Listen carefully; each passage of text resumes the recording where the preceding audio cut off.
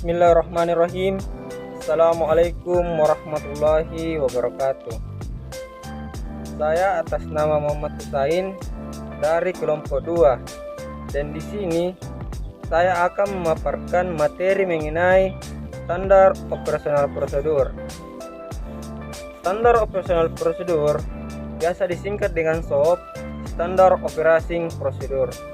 Pada dasarnya adalah pedoman yang berisi prosedur-prosedur operasional standar yang ada di dalam suatu organisasi yang digunakan untuk memastikan bahwa semua keputusan dan tindakan serta penggunaan fasilitas-fasilitas proses yang dilakukan oleh orang-orang di dalam organisasi yang merupakan anggota organisasi agar berjalan secara efektif dan efisien, konsisten, standar, dan sistematis.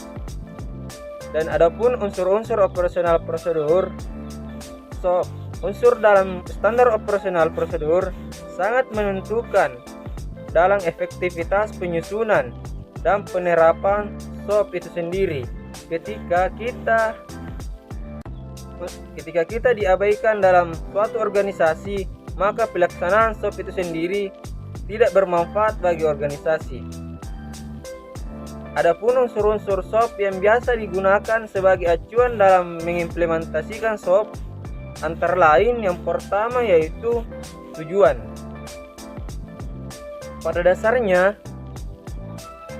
penyusunan SOP harus mempunyai tujuan. Tujuan penyusunan SOP harus dinyatakan jelas agar bisa menjadi landasan setiap prosedur serta langkah-langkah kegiatan ada di dalam SOP, termaksud keputusan-keputusan yang diambil pada saat melaksanakan suatu proses dan kegiatan. Yang kedua yaitu kebijakan. Pedoman SOP harus dilengkapi dengan pernyataan kebijakan yang terkait yang bertujuan mendukung pelaksanaan prosedur secara efektif dan efisien. Yang ketiga, petunjuk. Petunjuk operasional yang dimaksud petunjuk dari prosedur adalah bagaimana pengguna akan membaca panduan proses operasional tersebut dengan cara benar. Bagian ini sangat penting untuk mengarahkan pengguna dalam memahami berbagai bentuk tampilan serta simbol-simbol yang digunakan di dalam prosedur yang bersangkutan.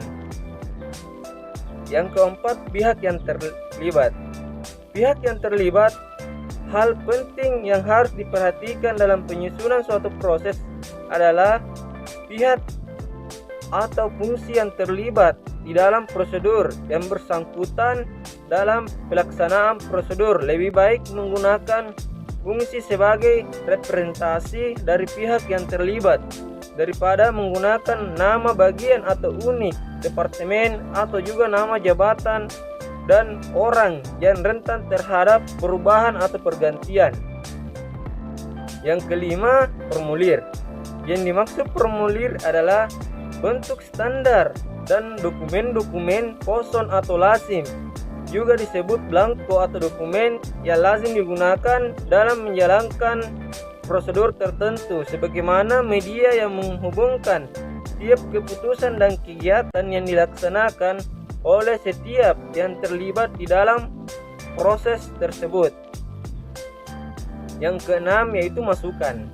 Setiap formulir sebagai media masukan disiapkan, maka kegiatan di dalam sistem dapat dilakukan dengan asumsi bahwa kualitas data sudah memenuhi persyaratan sesuai yang dinyatakan dalam kebijakan ataupun syarat prosedur. Yang ketujuh yaitu proses. Proses ialah tahapan lanjutan setelah tahapan masukan dalam prosedur. Proses dapat terdiri dari satu atau lebih subproses. Hal ini juga dapat terjadi pada prosedur suatu organisasi.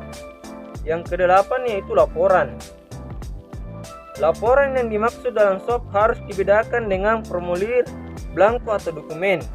Laporan dalam suatu prosedur biasanya sangat spesifik dan tidak akan sama dengan laporan diproduksi di dalam prosedur lainnya. Yang kesembilan, validasi. Validasi ialah bagian yang penting dalam pengambilan keputusan dan pelaksanaan kegiatan di dalam organisasi. Tujuan dari melakukan validasi adalah untuk memastikan bahwa semua keputusan yang diambil dan kegiatan yang dilakukan telah sah atau valid. Yang terakhir yaitu kontrol. Kontrol dapat dibagi dengan berbagai cara. Ada yang menurut spesifikasinya, prosedur, kepatuhannya, dan sebagainya. Untuk dapat menerapkan SOP dan prosedur, maka kontrol yang diterapkan harus mencakup semua bentuk kontrol tersebut. Assalamualaikum warahmatullahi wabarakatuh. Baik, di sini saya akan melanjutkan materi yang telah dipaparkan oleh Saudara Husein, yaitu tujuan standar operasional prosedur. Yang pertama, menjamin terlaksananya kegiatan-kegiatan organisasi sesuai dengan kebijakan dan ketentuan organisasi secara efektif. Dan yang kedua, menjamin keandalan prosesan dan produksi laporan yang dibutuhkan organisasi. Yang ketiga, menjamin kelancaran proses pengambilan keputusan organisasi secara efektif dan efisien. Dan yang terakhir, menjamin terlaksananya aspek kontrol kegiatan yang dapat mencegah terjadinya penyelewengan maupun penggelapan oleh anggota organisasi maupun pihak-pihak lain. Ada pula yang disebut manfaat standar operasional prosedur atau yang disebut SOP. Sebagai sebuah pedoman, SOP berperan dalam memberikan acuan terkait dengan kegiatan-kegiatan yang dijalankan dalam organisasi agar berjalan efektif, sehingga membantu organisasi untuk mencapai tujuannya, baik yang bersifat jangka pendek maupun jangka panjang. Secara terperinci, peran dan manfaat SOP sebagai pedoman di dalam suatu organisasi adalah: yang pertama, menjadi pedoman kebijakan. Sebagai suatu pedoman kebijakan merupakan peran dan manfaat pertama SOP bagi organisasi. SOP yang efektif pastilah disusun dengan berdasarkan kebijakan yang ada dalam organisasi. Dan yang kedua, menjadi pedoman kegiatan. Dengan memiliki SOP, organisasi berharap bisa mengatur kegiatan-kegiatannya dengan lebih efektif. SOP yang efektif harus mampu menyederhanakan setiap pekerja agar tidak mempersulit orang yang berhubungan dengan kegiatan tersebut atau orang yang membutuhkan hasil dari kegiatan tersebut. Dan yang ketiga, menjadi pedoman birokrasi. Dengan penerapan SOP, seharusnya birokrasi kegiatan menjadi lebih jelas dan tidak berbelit-belit. Dalam hal ini, peran dan manfaat ini terkait dengan anggota-anggotanya organisasi pada tingkat jabatan yang mempunyai wewenang birokrasi. SOP diharuskan menggambarkan setiap titik pengesahan birokrasi sebagai kontrol keabsahan langkah-langkah kegiatan. Dan yang keempat, menjadi pedoman administrasi. Dengan diterapkannya SOP, maka sudah seharusnya organisasi mampu menyelenggarakan administrasi kegiatan secara baik. Dan yang kelima, menjadi pedoman evaluasi kinerja. Dengan penerapan SOP, organisasi akan mempunyai ukuran kinerja yang lebih baik. Dan yang keenam, menjadi pedoman integrasi. Melalui penerapan SOP, diharapkan organisasi memiliki rangkaian alur-alur kinerja yang terpadu satu dengan yang. Selanjutnya, peran standar operasional prosedur dalam sebuah perusahaan atau organisasi. Apa saja peran standar operasional prosedur dalam sebuah perusahaan atau organisasi? Berikut diantaranya. Yang pertama, menjaga kestabilan operasional. Standar operasional prosedur berperan menjaga tingkat kestabilan operasional dalam sebuah perusahaan. Hal ini terutama diperlukan dalam menjalankan sebuah pekerjaan yang sama terus-menerus dengan prosedur yang tetap. Kegiatan tersebut menghasilkan output yang kurang lebih sama. Yang kedua, dasar hukum. Berkaitan dengan hak dan kewajiban, standar operasional prosedur juga berfungsi sebagai dasar hukum. Artinya, salah satu pihak yang tidak menjalankan ketentuan sesuai standar operasional prosedur akan memperoleh sanksi jika merugikan pihak lain. Adanya pedoman ini akan membantu menemukan penyebab masalahnya. Yang ketiga, rujukan informasi. Fungsi standar operasional prosedur lainnya adalah rujukan informasi atas semua pola kegiatan dalam perusahaan.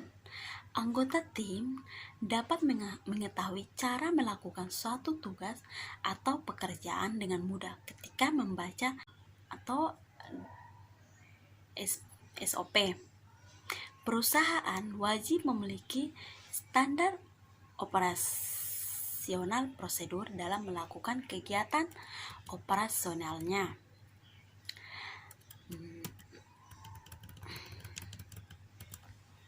Tujuan standar operasional prosedur adalah meminimalisir kesalahan.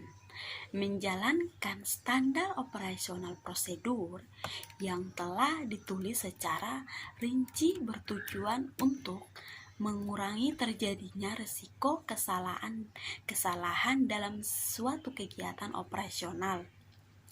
Standar operasional prosedur yang berisi serangkaian instruksi ini akan membantu setiap anggota tim menjalankan tugasnya dengan baik. Berikut memudahkan adaptasi. Untuk menambahkan kapasitas produksi, perusahaan biasanya akan menambah karyawan atau anggota dalam suatu tim. Dengan standar operasional prosedur yang jelas, orang baru akan lebih mudah beradaptasi dengan lingkungan kerja. Ia dapat menjalankan tugasnya seperti karyawan lain tanpa butuh waktu terlalu lama. Yang ketiga, untuk mencapai target, perusahaan pasti memiliki standar operasional prosedur yang terbukti efektif dan efisien. Yang berikut cara menyusun standar operasional prosedur dengan benar. Untuk menyusun standar operasional prosedur dengan benar, ada beberapa langkah yang perlu dilakukan, yaitu yang pertama, tentukan tim penyusunan standar operasional prosedur. Tidak semua orang bisa menyusun standar operasional prosedur dalam sebuah organisasi atau perusahaan. Pembuatan dokumen ini harus melibatkan pihak-pihak yang mengenal organisasi atau perusahaan dengan baik. Yang kedua, tentukan sasaran penerapan. Siapa yang akan menjalankan standar operasional prosedur? Jika harus jelas sejak awal. Dengan demikian, hasil penyusunan standar operasional prosedur akan memenuhi kebutuhan dalam organisasi atau perusahaan. Yang ketiga, buat standar operasional prosedur dengan detail. Standar operasional prosedur harus jelas dan mudah dimengerti oleh sasarannya. Dokumen ini harus dibuat dengan detail, memiliki urutan yang jelas, dan menggunakan bahasa yang sederhana. Tips agar karyawan mengikuti standar operasional prosedur. Ada beberapa hal yang perlu diperhatikan agar karyawan dalam sebuah perusahaan mematuhi standar operasional prosedur yang ditetapkan. Yaitu yang pertama, standar operasional prosedur perlu dilaksanakan secara konsisten. Yang kedua, semua pihak berkomitmen untuk menjalankan standar operasional prosedur yang telah dibuat. Yang ketiga, ada perbaikan yang berkelanjutan sehingga standar operasional prosedur menjadi lebih efektif. Yang keempat, standar operasional prosedur berstatus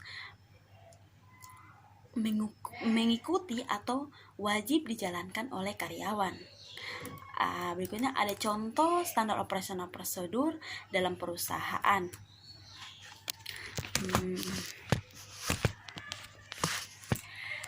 Dalam sebuah perusahaan ada beragam hal yang harus dilakukan berdasarkan standar operasional prosedur agar kegiatan operasional berjalan lancar. Salah satu contoh standar operasional prosedur adalah tata cara mengajukan cuti kerja. Seorang karyawan biasanya harus mengantongi izin kepada divisi terlebih dahulu sebelum mengisi formulir cuti sebagai pemberitahuan kepada pihak HRD.